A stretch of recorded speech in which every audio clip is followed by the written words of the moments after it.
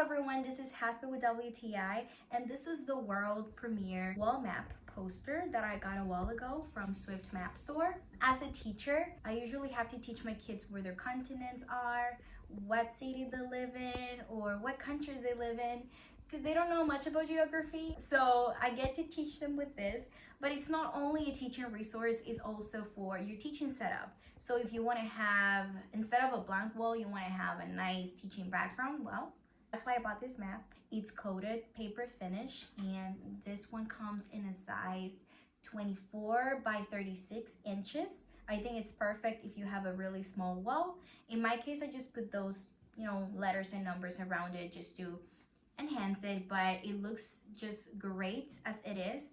And I love the fact that I've moved it a couple times from one wall to another and it hasn't torn at all. So I think it's great quality and it's a great purchase if you're looking to find something to make your teaching space more educational. And that's just my point of view.